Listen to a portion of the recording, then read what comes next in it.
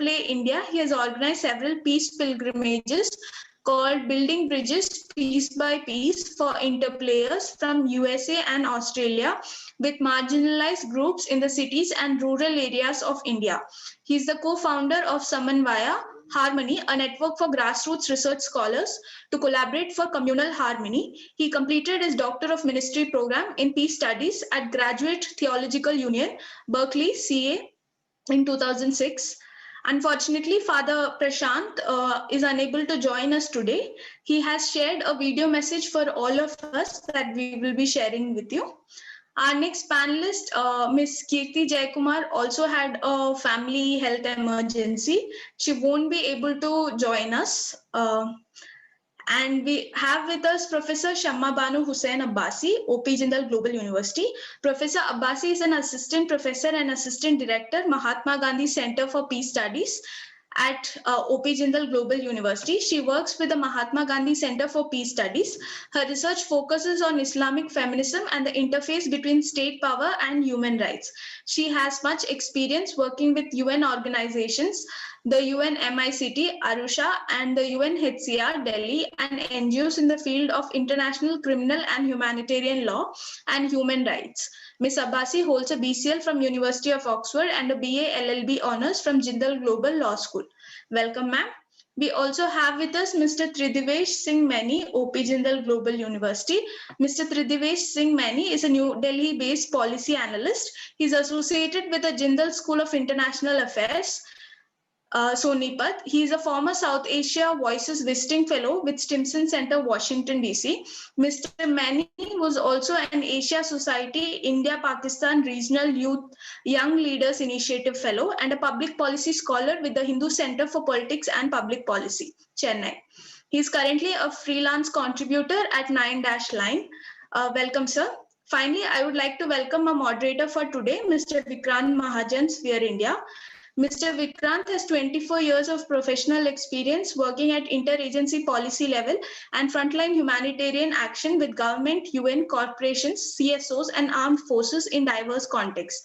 He has led interagency coordination for more than 100 disasters and represents on governance and policy level committees of several international organizations. He currently works as CEO of Sphere India.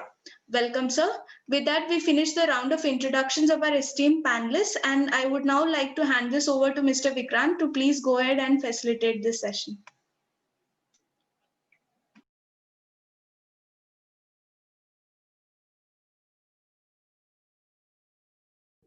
Well, thank you so much, Michelle.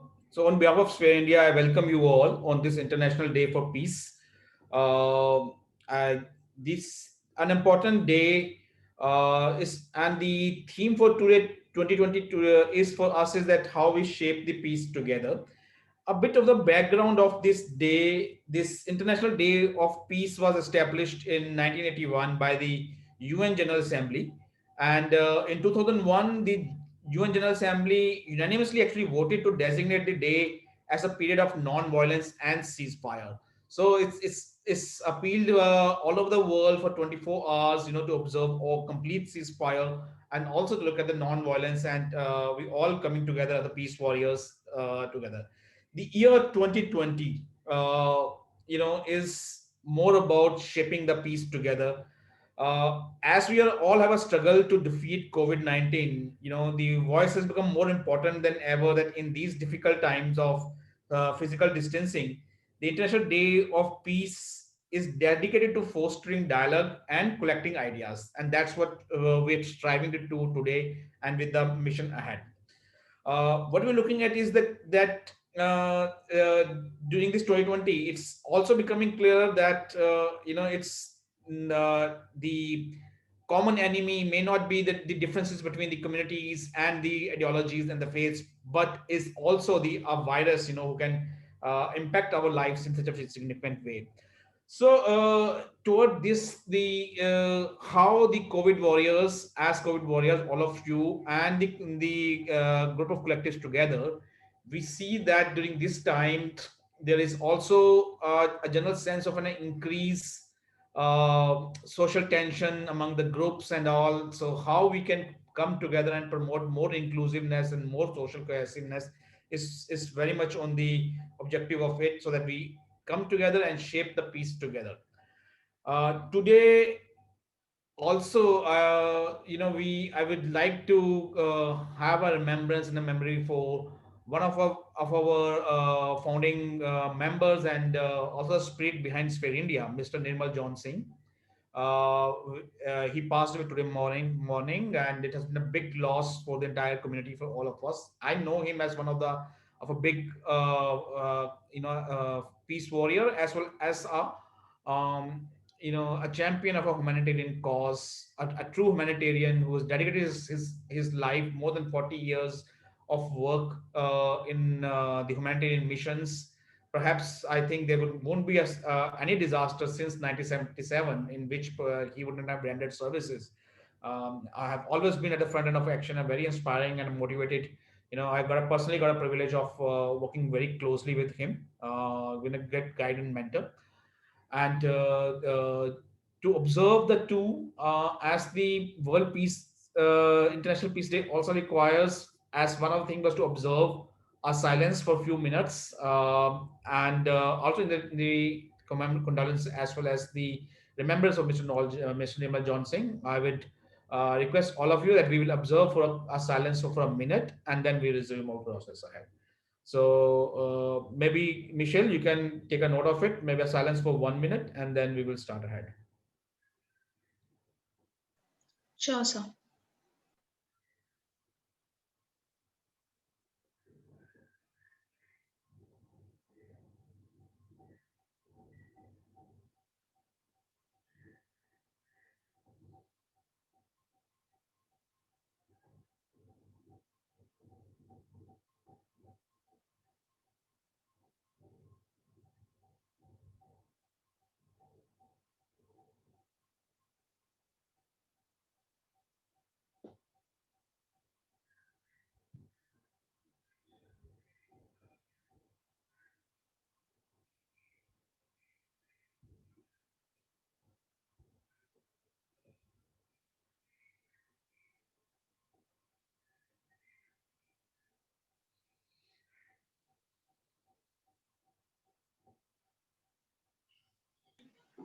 Yes, sir. We can go ahead. Okay, thank you so much.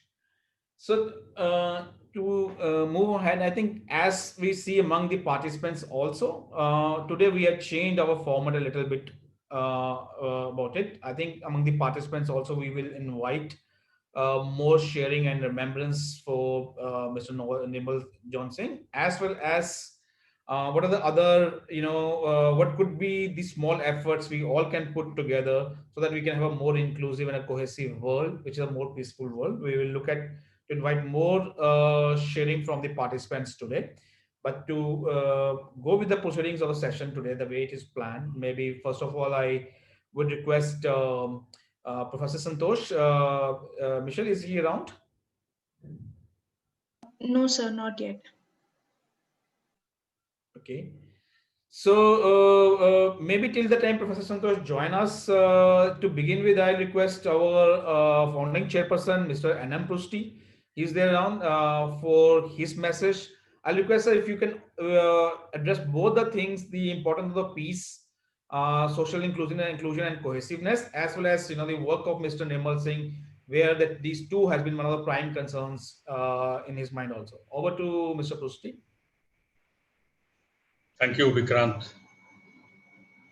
This is a very sad occasion for me personally. We today we got the news about the passing away of our dearest friend Nirmal, with whom for over a decade, or more than a decade, I worked in this humanitarian sector. We jointly worked in the conceptualization and design of the National Coalition of Humanitarian Agencies in India, the Sphere India. And the coincidence, when I'm addressing you, 2 years back, at the same time, same day, I lost my beloved daughter in an accident. He was a bell shape designer, and once upon a time, about 12 years back, she was also a intern in Sphere India for a few weeks, trying to understand the uh, the imperatives of humanitarian sector. So this is a very painful day for me, and at the same time, very important day for me. That personally, I'm also been requested to talk about peace, and in these two tragedies that has confronted me today, and the challenge ahead of us, what we are seeing that the peace is so inevitable for the human society, and peace is not only in action. Peace is necessary in our thinking, in our behavior, and how you can how we can really identify the various facets of peace. Peace is not becoming only non-violent in action. Peace is also important in our very idea of living in a society. How we can pursue the inclusion, how we can pursue neutrality, how we can respect for others' values, and how we can share our feelings for others, and how we stop discriminating others irrespective of their faith, irrespective of their language, irrespective of their economic status, irrespective of their social status, irrespective of their gender, irrespective of their physical conditions, social conditions, economic conditions, and mental conditions. So these are all the various facets of peace. And all of you know our Father of Nation uh, always started, always keep addressing the peace in all these manifestations. And his life is a demonstration of these practices to promote peace. And there cannot be any better example than to say that today is a day we remember our father of this nation, Mahatma Gandhi, and sincerely try to follow the learnings and his definition of peace. We live in peace, we think in peace, we act in peace, we work in peace, and we stay as a one human society within the community. That's my message, and that's my submission today.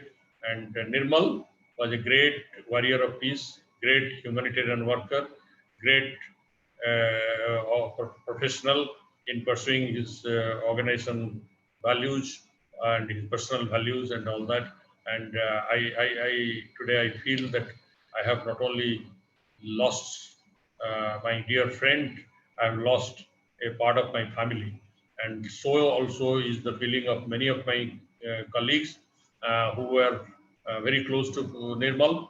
And in fact, the day I have not been able to concentrate on anything since morning. I have been receiving calls and remembering Nirmal together. And what can be a better tribute to him today? At this time, his cremation is going on in Lodi crematorium, and I wish had it been a normal day, I'd have joined there with family to pay my homage.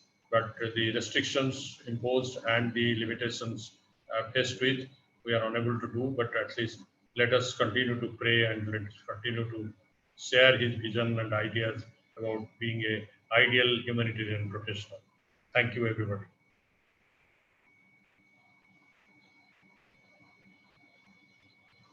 Over to Vikrant.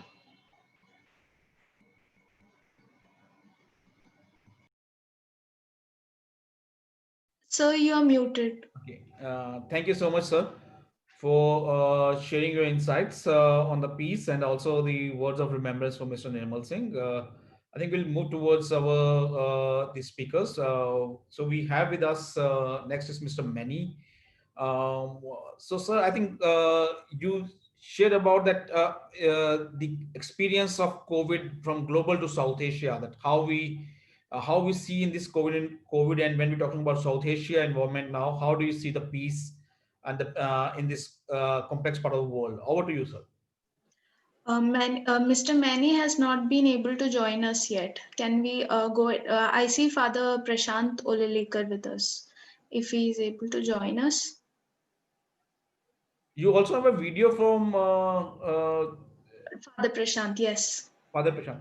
Okay, when if Father Prashant is here, so probably via the video, then we can have a live message from Father. So over to you, Father.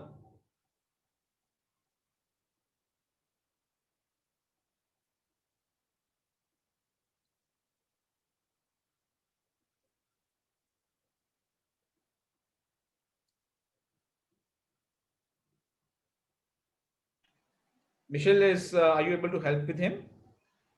Yeah, I'm not aware if, yeah, I'll share the video message then. No, I think he's not able to unmute or what? Yeah, he is here, but I'm not, just, let me just check. Or maybe you can start the video message and in the meantime try to unmute him. Yeah.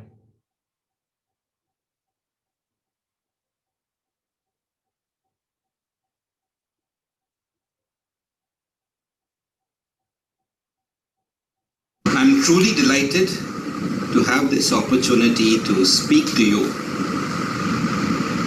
on the theme of peace, not pieces, on the occasion of the International Day of Peace.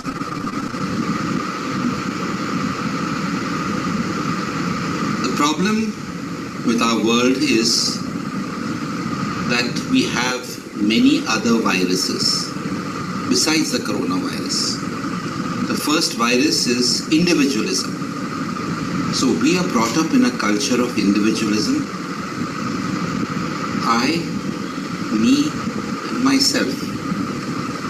And this is fostered in our educational system, in our sports, as well as in our corporate, competitive, globalized world. The second ism is fundamentalism. My religion or our religion is superior, our religion is the best. And this leads to so much violence, like terrorism, leads to the war against terrorism, which is much worse. The third ism is nationalism.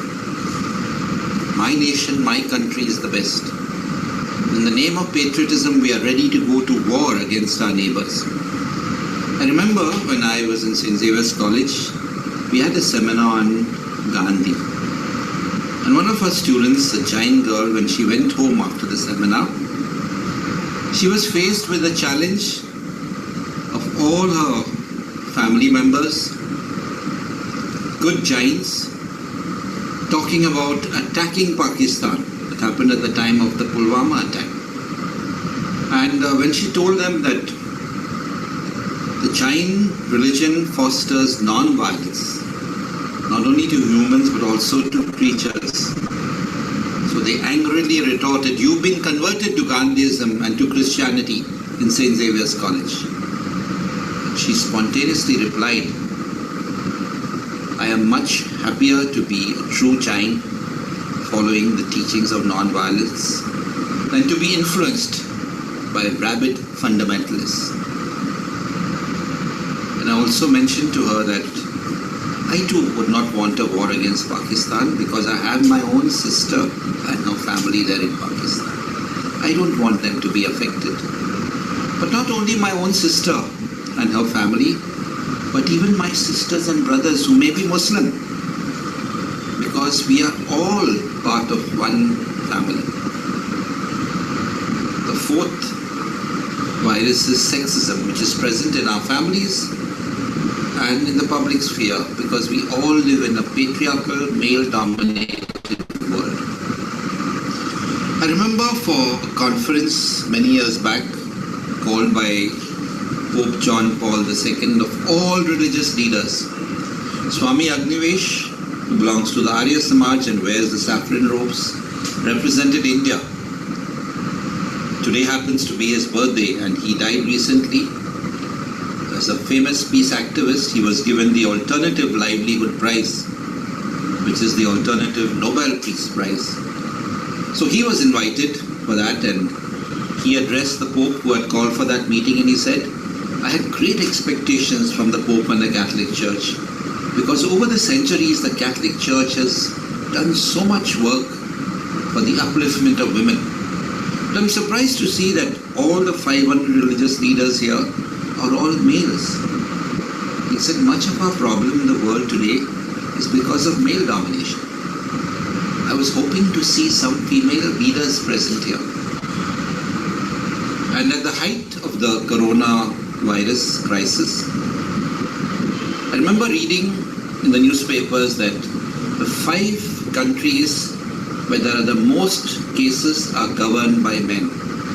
And the 5 countries with the least cases, or the countries where this virus is being handled successfully, are run by women. So when will we see more and more leadership of women in our world if we truly want a change? And the final ism that I want to speak of today is Anthropocentrism.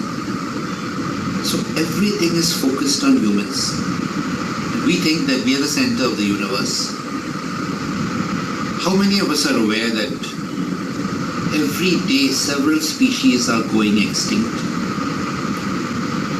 Greta Thunberg, the child climate activist, who was only about 16 years old, was invited to address the United Nations about 2 years back.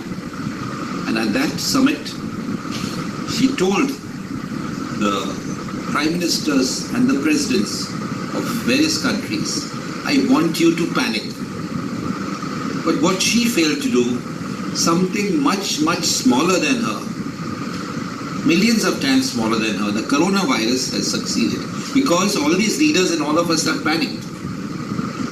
So what do we do in this post-COVID era? Not only for our survival, but for the survival of the whole planet. I'm reminded of the famous insight of Thich Nhat Hanh, a Buddhist monk and peace activist. So he reminds us that to be is to interbe. He reminds us of the reality that everything is interconnected and interdependent in our universe.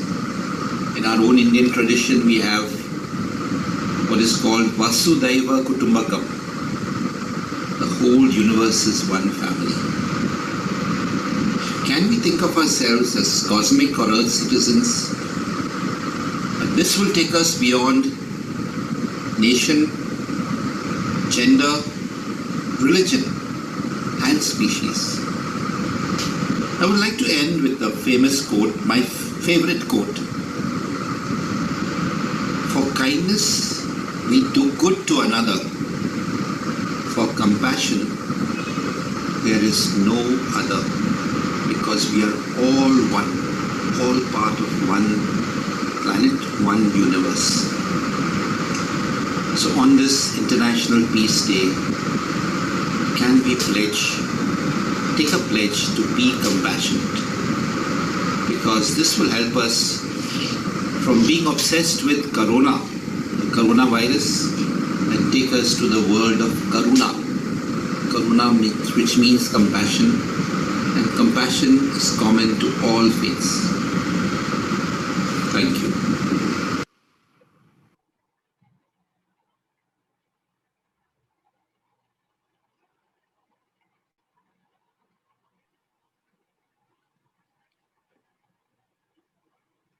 Thank you so much, Father. And uh, Michelle, are you able to get Father now, apart from the video directly? And I see No, that Mr. Manny has also now accessible. So, if you think, Michelle, you can get you can get Father in a while. We can go ahead and with Mr. Manny now.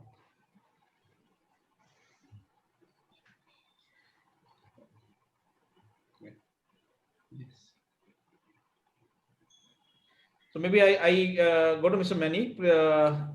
Please, sir, I think as you said, that you will share more about Vikrant sir, the region. Vikrant sir, Sorry. Father Prashant Olekar is... Yes, can you hear me? Yes, Father, we can. Please go Okay, ahead. so good, yeah. So anyway, you want to ask some questions or say something? Because we see in the No, Father, video I this. think maybe the questions will come up little later on and the Okay. continuity of your message in the video. If you want to share anything more or anything ahead of that, Father. No, so that's okay. I think it's enough what I've shared in the video. Okay. Yeah, thank you. Okay, then we will revert back to you once that we have Okay. more questions from the participants, right? So Sure, that sure. that's the rest of the Thank video. you. Thank you. I'll go to our next speaker is Mr. Mani.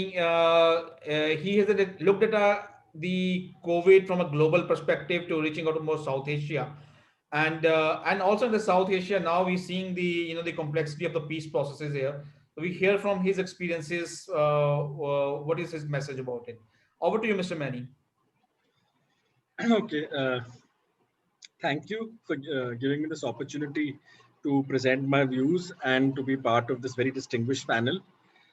So there are a few things, before I start, could I just, how much time do I have? Accordingly, I'll prioritize. Around 8 to 10 minutes. Okay. So you see, there are, first of all, if you look at, the global world order, post the pandemic, there has been this increasing sort of narrative which has been building up, where people are saying that, there is reason, insularity is going to grow, people are going to look inwards. And naturally, whether you look at the economic situation, whether you look at things politically, whether you look at things socially,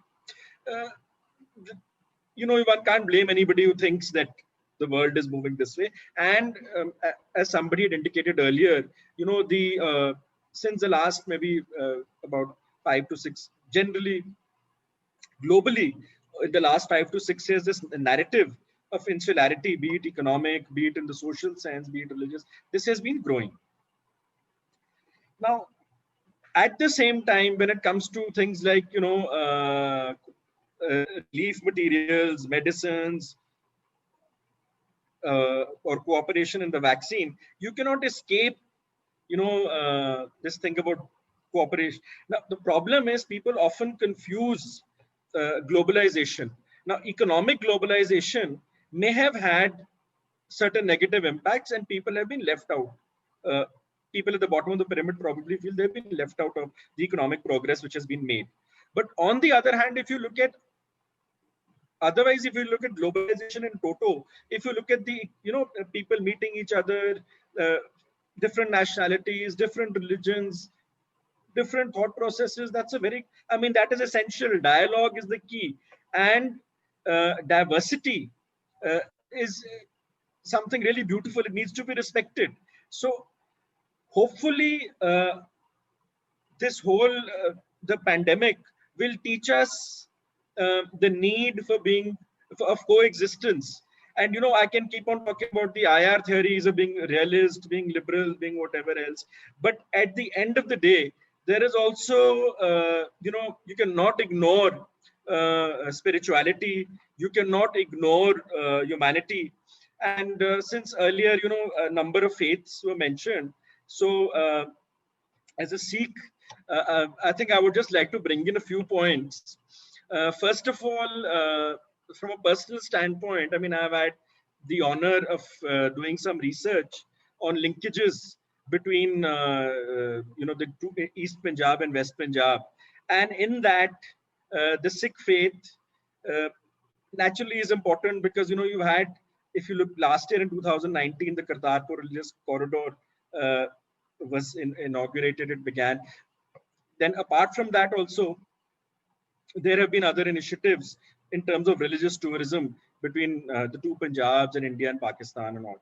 So conflicts are not going to end, but faith in South Asia can play a positive role. And it's not, there are other traditions apart from Sikhism.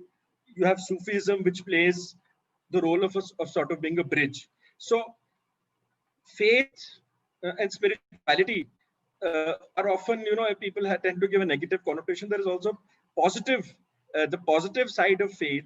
If you truly understand your faith, I think it can be used for positive purposes. Even apart from this, if you look at the role of various communities in the midst of the pandemic, we know about some of the relief services provided by Sikh organizations, religious organizations, even other organizations also. So in today's day and age, basically what I want to say is that even for the global problems, if we interpret our faiths properly, there are enough solutions which emanate from there.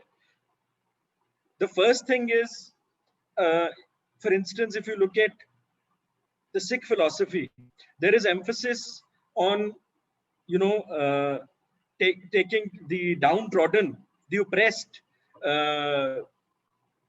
basic should not this whole thing about oppress in South Asia.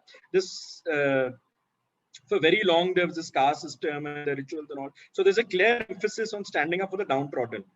Then, if you look at issues like the environment, if you look at women's rights, the founder of the Sikh faith, Guru Nanak Sahib himself, spoke about environment, women's rights, very unequivocally. So there are clear references to that. And then finally, of course, even if you look at, we do know about the langar, the community meals. So all these things, I mean, so basically on the one hand, you have the intellectual theories, you have everything else, but the spiritual side, the true interpretation of the faith leads you to a lot of solutions, and you can move actually towards, understanding others. And it's important that there is more today. It is important to have dialogue. It is important to not just tolerate, but to respect diversity, which we are lacking. So for very long, we had this notion about just being tolerant.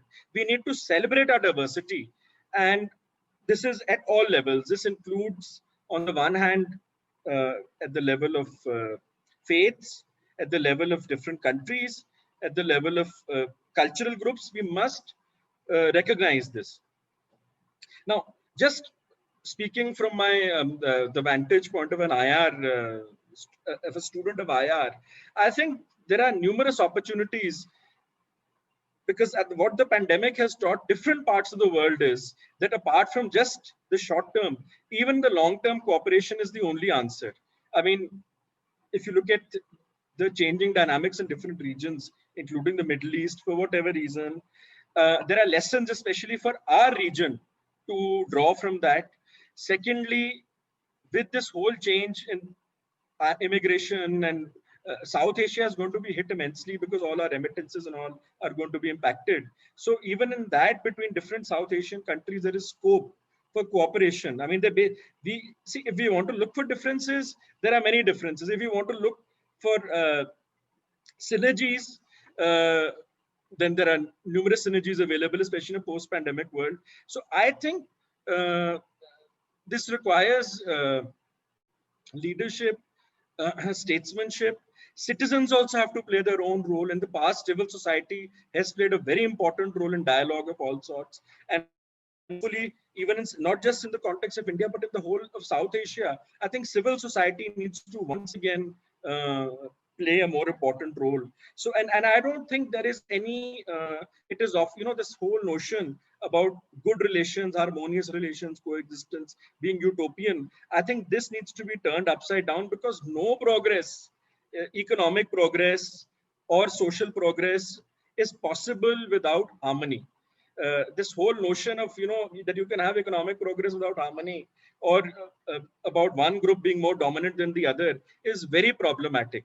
In fact, even if you go back to the classical liberalism, if you look at people like Adam Smith, they themselves have spoken about a free market, but they've also spoken about the need for social harmony. So this whole thing about right, left, center, whatever, but at the end of the day, you need to have harmony, you need to have dialogue, and you need to respect your differences, and people should be free to disagree. And this can only be resolved if you sit across the table, if you have a sense of dialogue. This increasing, this whole notion about any sort of polarization, not just religious or cultural, but even ideological, is problematic. So I think I would like to conclude with that. Thank you.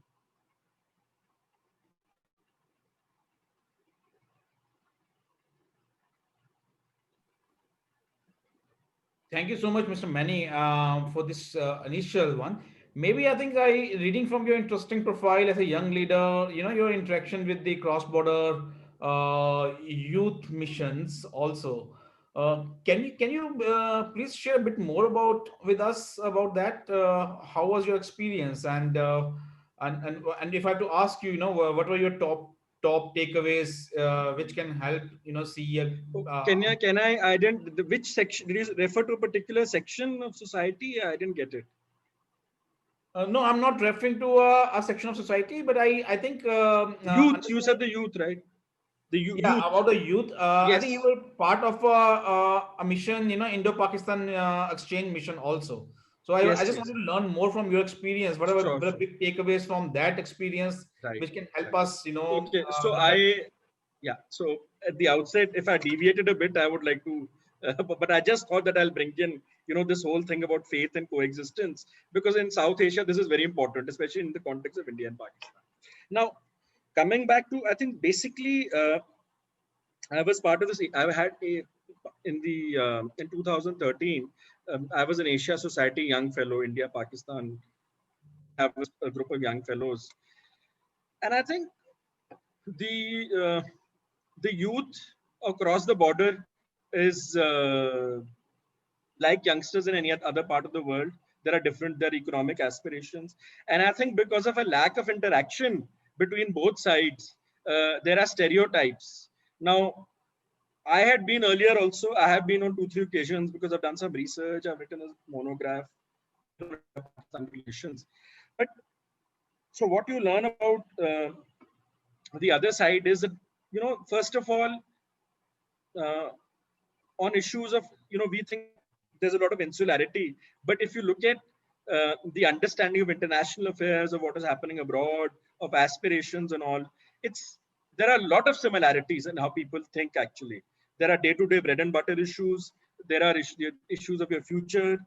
So those things are much more. The similarities are much more, but what is also the irony is that all in South Asia, this young, the youngsters, India, Pakistan, Bangladesh, whatever, the interaction with people outside South Asia is much more than within. So that is ironical, because of because of uh, various restrictions, because of political problems in the past and all that.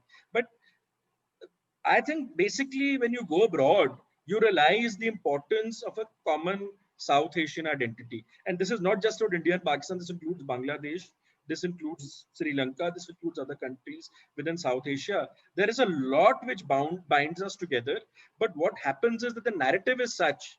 I mean, through all my interactions, I picked up the overall media narrative, or the narrative is such that the focus is on hardened identities rather than on soft identities, which could include a common culture, which could include a South Asian identity, which could include even the elements of your faith, which actually have convergence with other faiths. So all these softer identities, they get hardened, they get sort of obliterated, and the hardened thing of nation state, of intolerant religious ideologies and all that gets more focus. It's only when you meet that you realize the similarities and the fact that the aspirations are, on many accounts, are very similar. In certain ways, I mean, both sides have their own stereotypes. Those get broken down. So now these sorts of dialogues, they don't resolve issues, but they help in removing a lot of stereotypes, which is the most important step, I think, in our part of the world, because the stereotypes are built up, are so embedded in us that we sort of think that that is a truth or whatever. Because Thank you so much, Mr. Mani. I think you were absolutely to the point earlier also when I think you were speaking more towards from the faith and other culture aspect, but we wanted to hear more from your personal experiences on across the work also. So maybe something similar. Maybe now I can go to again for the father Prashant Olekar again.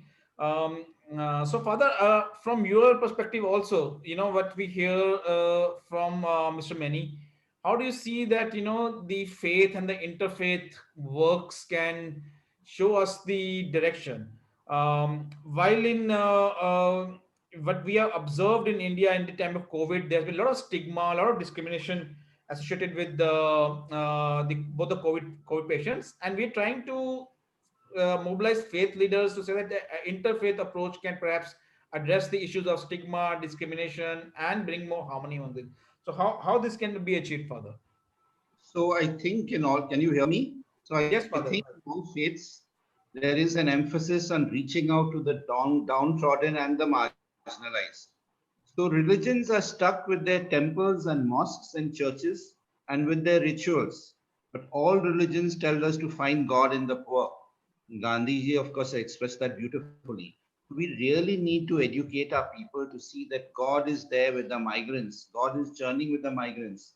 We want to find God, we have to accompany the migrants and not look at the migrants as Hindus or Muslims or whatever faith. So I think it's so important that we have to shift our whole religious focus.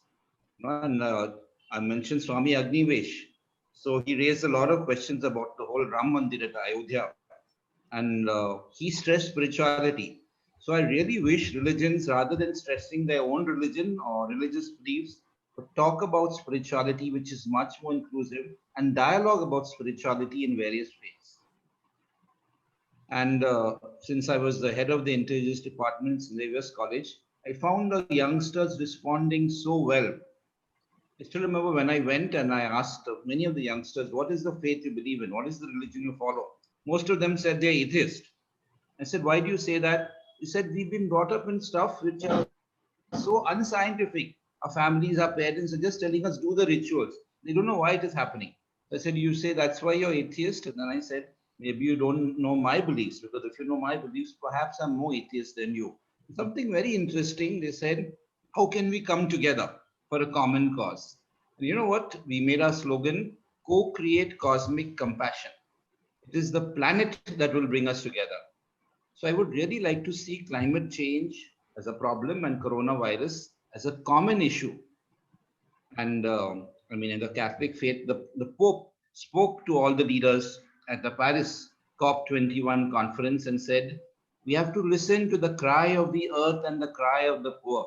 So both go together. They include the cry of the earth and the cry of the poor are inclusive, or they have to be seen in integral ways. So I think the earth is speaking out to us and the migrants are speaking out to us. And that is where we have to find our God. In dialogue with each other, of course. Yes, sir.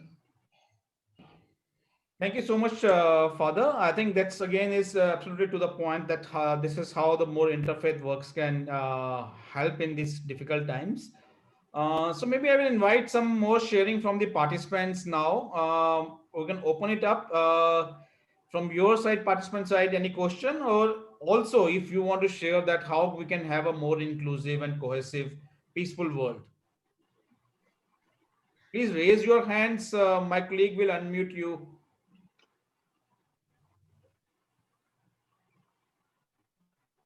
So we have from Pratibha Mishra. So I'm asking to unmute you.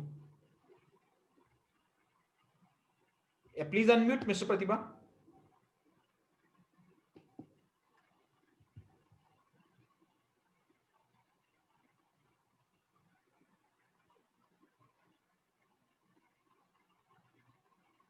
Can you hear me? हाँ जी. Hello. Pratibha ji, पूछिए अपना what do you want to ask or share, please? I want to ask a question with Father. Yes, please go ahead. How a social work or civil societies can bring social cohesion and peace in a society, especially in this post-COVID scenario? Hello, so can I respond? Yes, sir. Yeah. So I would say, can we reach out to the really poorest, like migrants and laborers? So can people of all faiths come together and reach out to these people in whatever way they can, no? Whatever way they can. And one more important thing is, can we empower them and can we help them to stand for their rights? So the poor have a right to food. It's a basic human right, which has to be given by the government. So I'll tell you something very interesting again. When this COVID crisis struck, some of our students did a much greater work than any of us could do who are running institutions. So they networked all over India and reached out to migrants all over India. So they formed a helpline. So anybody could phone up to them and then they would give them advice, because the government helpline was not working at all.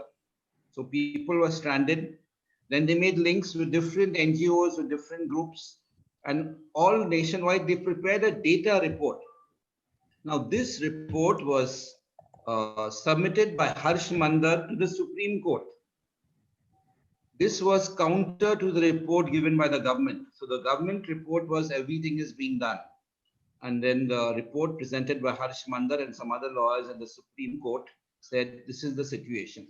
So one very big thing we should do, because at this time we are talking mainly about relief and hungry, which has to be done. But very few are standing up for the rights of the poor. Since we are educated, we've got institutions, we've got so much power, can we all join in together and be a voice for the voiceless? So I think that's the role of religions now in this present situation. Yeah, thank you so much. Thank you so much, Father. Is there any other question from anybody else or want to share something? Maybe Mr. Manas Ranjan Gihir. Manas, will you like to share something? I see some you have done some sharing about Mr. Singh also in the chat box. You can unmute yourself.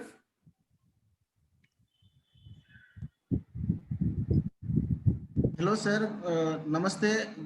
Good evening to all of you.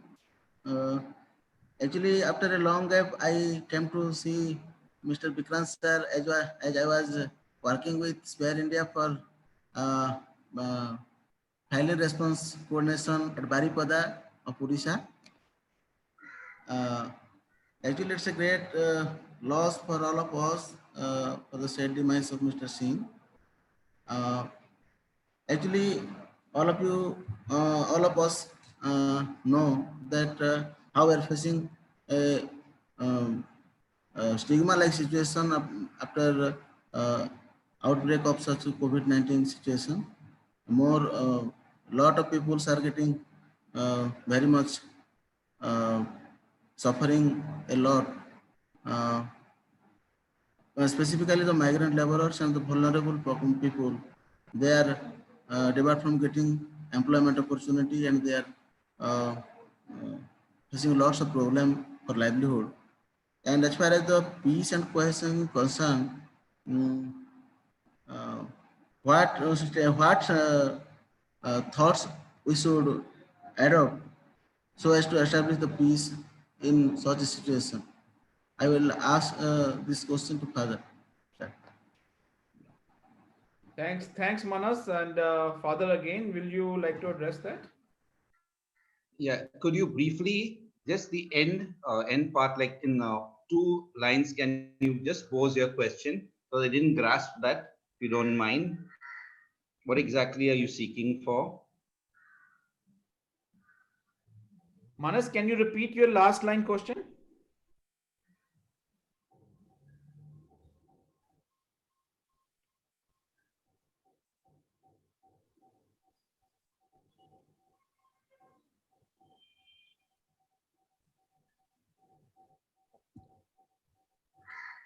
You can unmute yourself again. Sir, I was asking that in such a situation, what can be the strategy for all of us that to be followed to establish peace and to establish a balanced situation mindset of people, and also what should be the steps forward to bring back the situation and under control for livelihood, security of vulnerable and migrant people.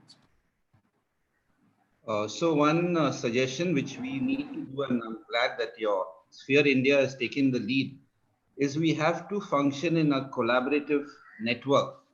We cannot function alone. Sir. We cannot function in our own compartment. Sir. So I would say we need to collaborate and network at all levels. So I think that's the way of the future. So we can't go back to the pre-COVID era of just, my group, my religion, my NGO. We have to just join together. Yes, certainly, Father. I think the collaboration and networking is certainly one of the way that how we address with the rising issues and the rising stereotypes among that. Thank you so much. If somebody else want to ask, share or ask anything, I see my colleague Shem is there. Shem, would you want to say something? You Thank you, can sir. Thank you. unmute. Thank you. Okay, sir. Yeah, I wanted to make a point. If it's Yeah, please go ahead. yeah, so I think basically at this point of time, We lost you, economically, Mr. Mani. yeah. So economically, whoever is better placed, whoever is privileged, even if you can take care at least of 4 or 5 people from irrespective of where it doesn't matter which region they are from, which religion they are, whatever. Economic support, people who are better off need to do it. That's the first thing. Secondly, even in this whole, even in the economic issues, everyone is a stakeholder. Different, it's so corporates, NGOs, whoever. So we all need to be sort of cocoon. And I perfectly agree about the point that even this faith-based initiatives, they should also not be in a cocoon. They should not be that you want to show that your faith is better than the others. Even the faith-based initiatives need to be joined with other people. They have to be. They cannot be in isolation in society. They have to be universalistic in approach. But most the thing which we can do, certainly, which can begin with us, is that we all have our limitations, but at least in terms of basic subsistence and in providing education to the children of those who are not very well off, we can identify 5 or 6 people close to us. And at this point of time, I think that will also be a very valuable thing to, and then this chain keeps on building up. Otherwise, we have enough philanthropic groups and everything, but sometimes we also have this nature that leave it to this group, leave it to the, we ourselves.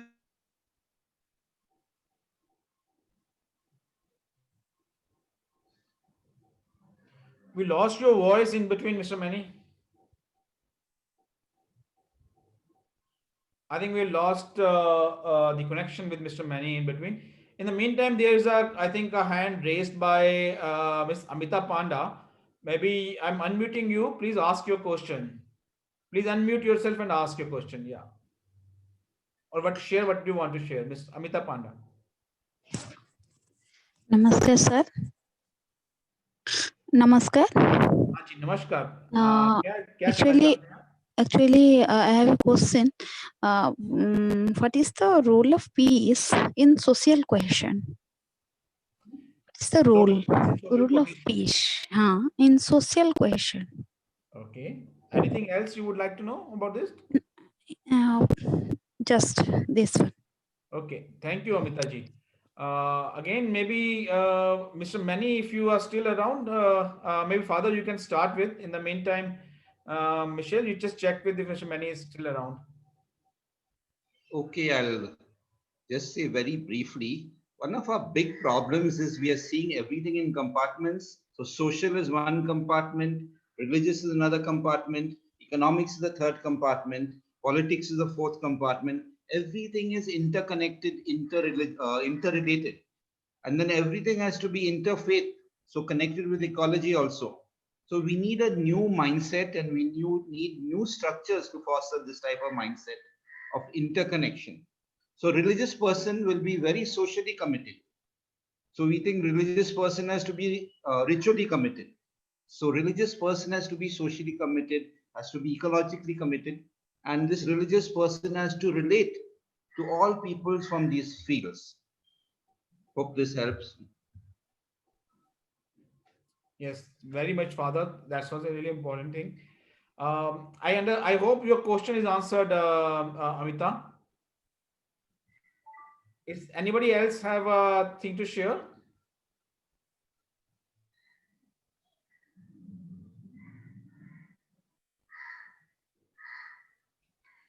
Okay.